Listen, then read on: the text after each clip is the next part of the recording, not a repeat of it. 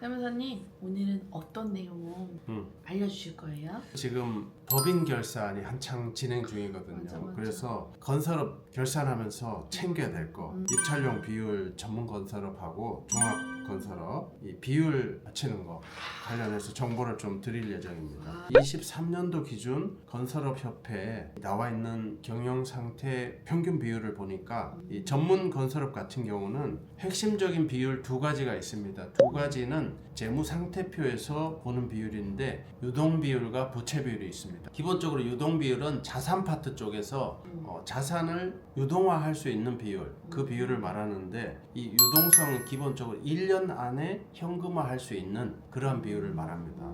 그래서 유동 비율은 재무 상태표 자산 파트에서 판단합니다. 기본적으로 유동자산 나누기 유동부채 이렇게 하시면은 유동 비율이 나오는데 이 비율이 업종별로 전문건설업 업종별로 평균이 나와 있습니다. 이 비율 이상으로는 최소한 나와야 전문건설업에서는 입찰할 때 경쟁력이 생길 수 있다 이런 의미가 됩니다.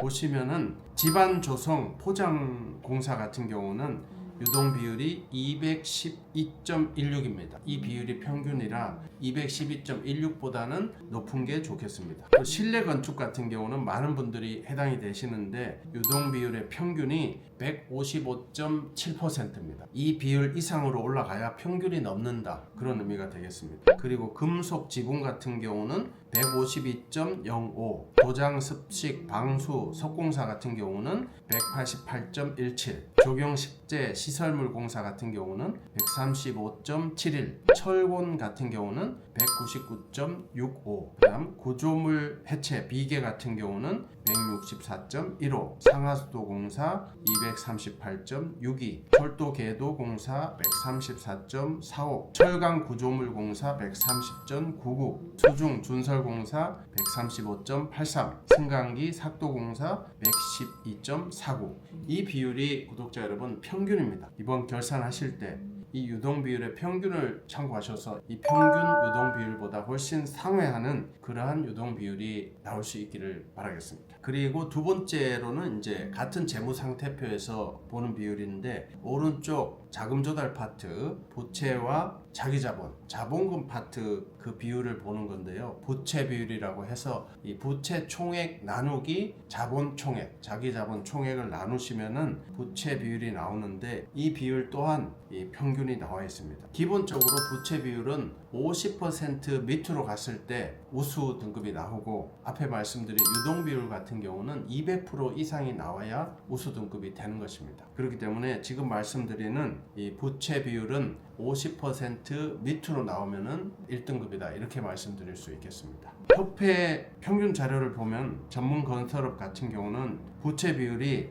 집안 조성 포장공사는 60.46, 많은 분들이 해당되는 실내 건축은 66.62, 지붕 금속 공사 같은 경우는 72.54, 도장 습식 방수 석공사는 62.07, 조경식재 시설물 공사 81.35, 철곤 66.27, 구조물 해체 비계 공사 58.68, 상하수도 공사 54.08, 철도 계도 공사 137.6, 철강 구조물 공사 132.66, 수중 준설 공사 125%, 그 다음에 승강기 삭도 공사 75.22 이렇게 부채 비율의 업종별 평균이 나와 있습니다. 이 평균 비율보다는 훨씬 더 낮은, 가능하다면은 50% 언더로 부채 비율을 만드시면은 부채 비율 측면에서는 우수 등급을 받으실 수가 있겠습니다. 이 자료는 2024년 7월 1일 기준으로 공시가 되었고요. 이 비율을 적용할 수 있는 기간은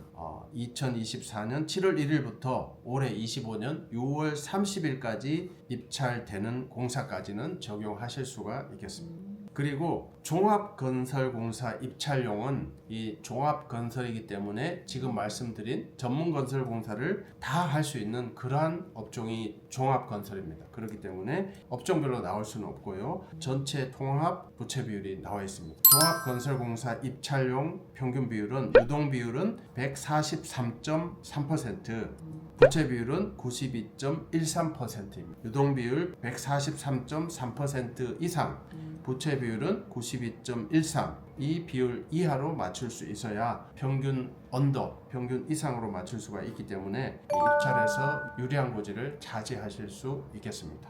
자, 이렇게 결산을 하시면서 부채 비율, 유동 비율이 유리하게 작년보다는 더 개선돼서 나올 수 있게 결산을 하시면 되고요. 이 결산을 하시면서 전문건설업에서 또한 맞춰야 될 기준이 하나 더 있습니다. 그것이 바로 등록자본금. 최초에 설립할 때는 등록자본금이지만 그 이후 회사를 운영하시면서는 유지자본금이 되는 것인데요. 그 비율이 기본적으로 모든 전문건설업은 대부분 1.5, 1억 5천이 기준입니다. 결산을 통해서 나오는 실질적인 자본금은 1억 5천 이상이 되어야 전문건설업 면허를 유지하실 수가 있겠습니다. 여러 가지 업종 중에서 유일하게 시설물 유지관리업은 개인 사업자든 법인 사업자든 이 유지 자본금이 2억 원 이상이라는 점도 참고해 주시기 바라겠습니다. 구독자 여러분, 제가 오늘 말씀드린 이 업종별 경영 상태 평균 비율이나 등록 자본금, 유지 자본금 요건은 저희가 운영하고 있는 싹풀 절세 연구소 공식 밴드에 업로드를 해둘 예정입니다. 필요하신 분들은 저희 싹풀 절세 연구소 밴드에 오셔서